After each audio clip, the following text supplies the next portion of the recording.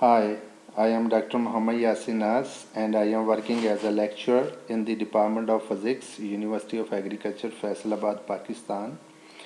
My research group is working on plasma processing of materials, environmental pollution and its remediation. We are also conducting some research in the field of fluid mechanics and developing smart materials for different applications.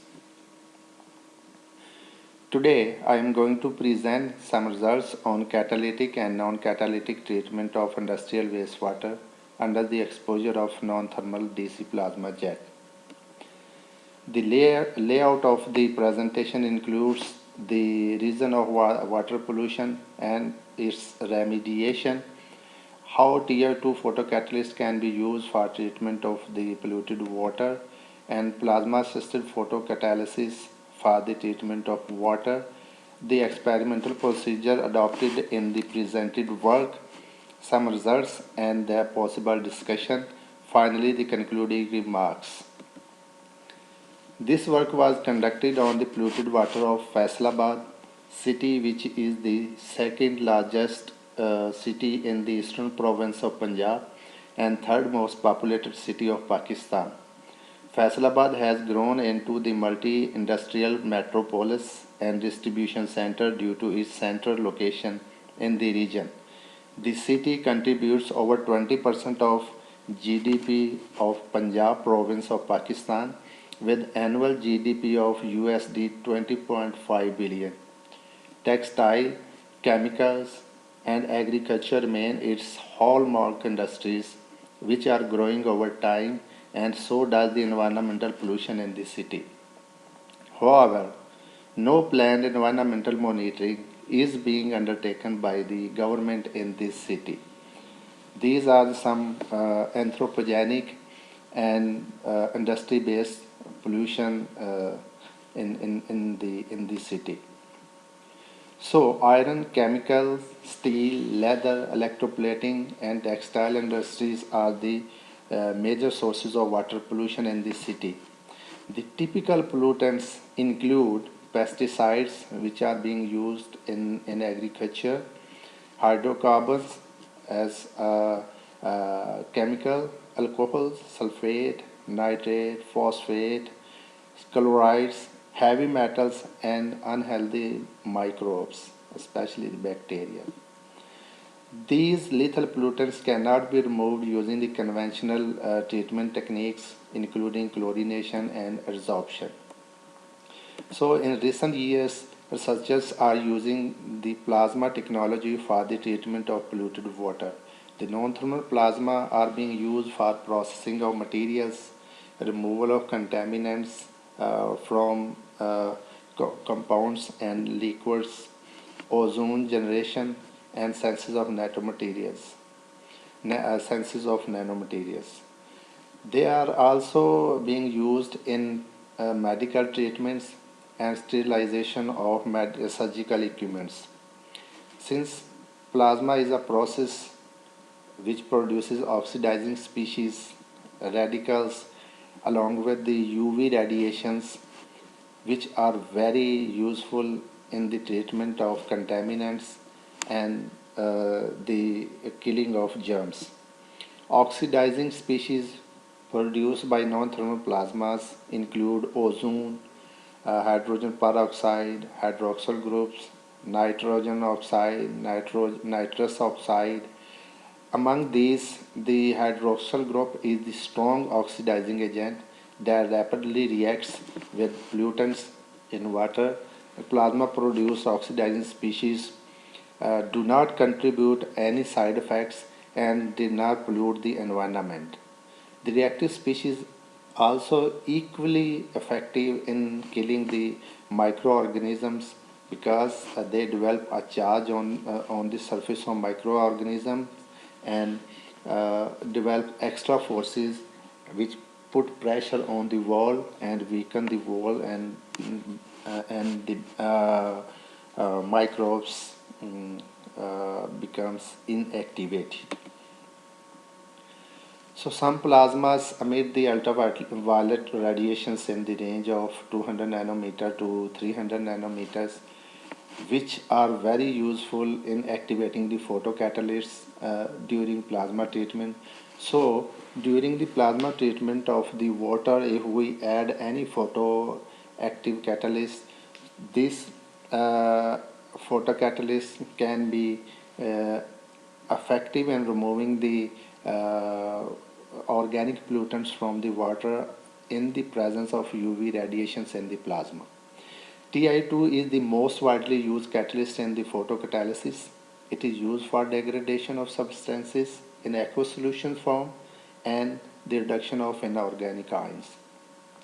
Photocatalysts and semiconducting activities of TiO2, especially the anatase phase, depends upon its structure, size, shape, and surface morphology.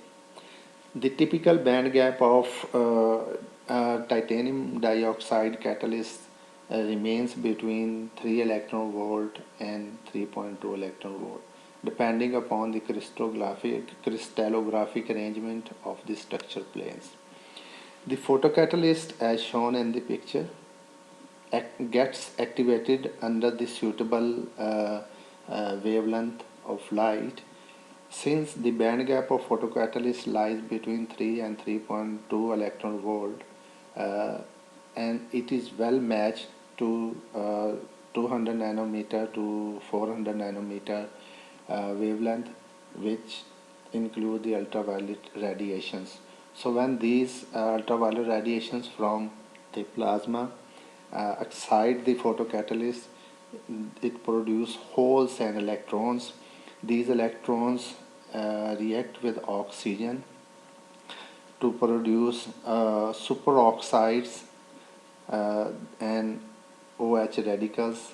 These superoxide and hydroxyl groups react with organic substance, produce carbon dioxide and water vapors.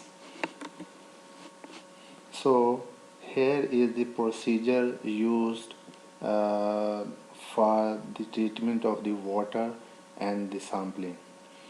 The water was collected from different parts of the Faisalabad city, and they were labeled according to their collection site.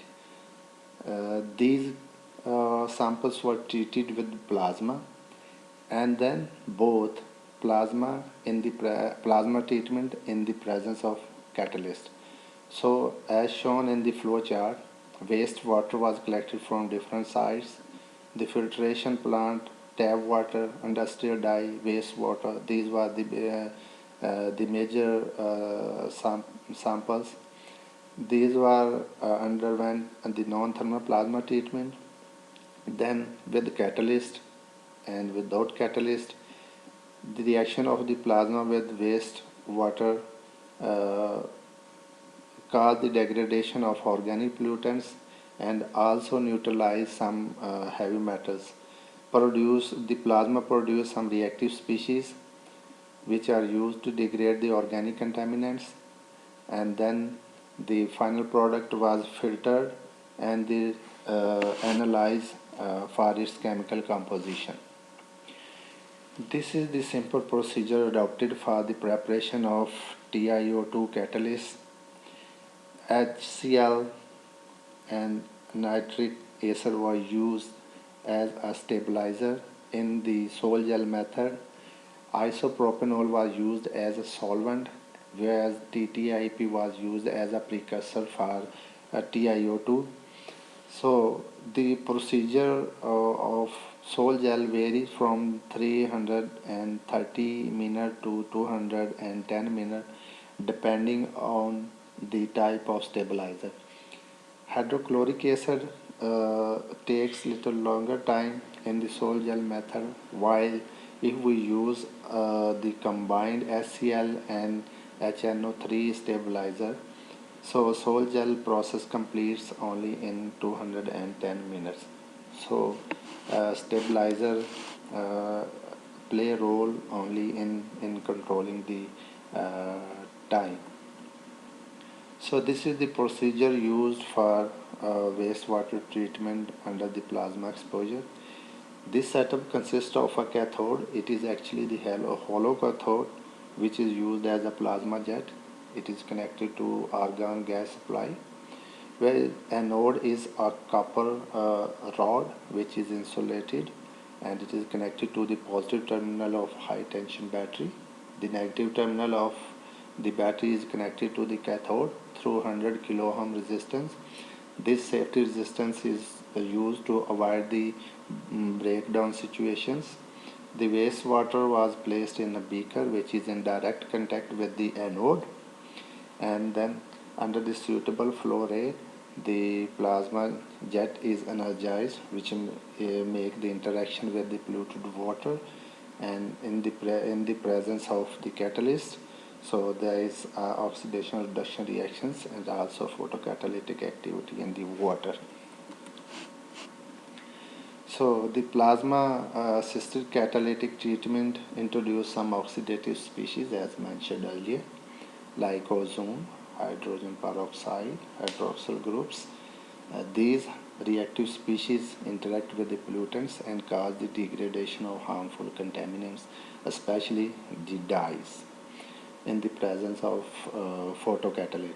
The argon air mixture plasma jet contains the neutral species, ionized particle, excited particles, and electrons on the collective mode. These reactive species uh, uh, anticipate the most anticipated reactive species in our plasma jet were the H2O positive radicals, hydrogen, ozone, hydroxyl groups. So here is a possible chemistry of the presented work, where the plasma liquid interaction produce the following reactive species which play their role in the treatment of the contaminated water. So in the results, first we presented the results on the synthesis of photocatalyst. The TiO2 catalyst was composed of uniformly distributed particle size. Depending on the type of stabilizer, the particle size vary from 2.4 nanometer to 8.5 nanometer. So this narrow distribution shows that the particle size is uniform. The XRD analysis shows the anatase and rutile phases in the TiO2 catalyst. It shows that it was a mixed phase catalyst, but the dominating phase was anatase. The UV visible spectra was used to measure the band gap energy, and the band gap energy of the photocatalyst was found about 3.06 electron volt. So this catalyst was used to treat the water in the presence of plasma. The treatment was conducted with catalyst and without catalyst. So here we classify these results as untreated untreated water samples, only plasma treated water samples, and catalyst plus plasma treated samples. As we see that the chromium content in the untreated water was higher as compared to the plasma treated and plasma plus catalyst treated water.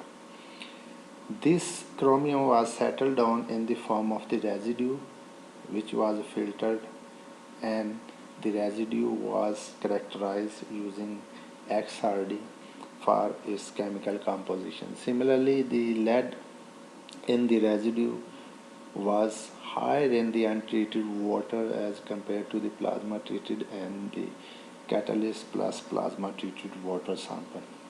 On the other hand, the copper concentration in the untreated water was low as compared to the plasma treated and plasma plus catalyst treated water. The reason for increase in the copper concentration in the plasma and plasma catalyst treated water is that since we use the copper as an anode which was in direct contact with the water, so during plasma treatment the copper anode decompose into the copper nanoparticles which add which contaminate the water. So it, it means if we want to use the plasma as a water treatment source, so we need to replace the copper electrode with graphite or tungsten wire, which are difficult to degrade under the normal plasma conditions. Similarly, the Na concentration shows a decreasing trend after plasma treatment and plasma plus catalyst treatment. Similarly, the cadmium was also decreased in the plasma treated and catalyst plus plasma treated water. So here is the photographic view of the residue obtained after the plasma treatment. This residue was characterized using XRD. The two spectra, XRD spectra shows the residue after simple plasma treatment and residue after catalyst plus plasma treatment. The simple plasma treatment shows that the residue consists of lead, copper, zinc, nickel, ferric, and their oxides. Also, there is some silicon, sulfur, etc. The catalyst plus plasma treated water also shows almost similar concentration, except the presence of TiO2, which was used as a photocatalyst, and this catalyst adds in the residue and was identified in XRD spectrum. The plasma effectiveness was also tested for the bacteria, since the contaminated water also contains some types of the bacteria. So in this study, we take the E. coli bacteria, which is a gram-negative bacteria, and if E. coli bacteria is present in any liquid or water, it is an indication that the other harmful bacteria may also be present in the water. So in this study, we take E. coli as a standard bacteria sample. So we take the E. coli and we added the E. coli bacteria in water and exposed to the plasma, which generates or emit the radiations, UV radiations in the range of 200 nanometer to 400 nanometer, and typically 200 nanometer to 300 nanometer under high spark conditions. So these UV radiations interact with the microorganisms along with the reactive oxygen. This reactive oxygen accumulates on the surface of the bacteria and develops electrostatic forces on the bacteria membranes.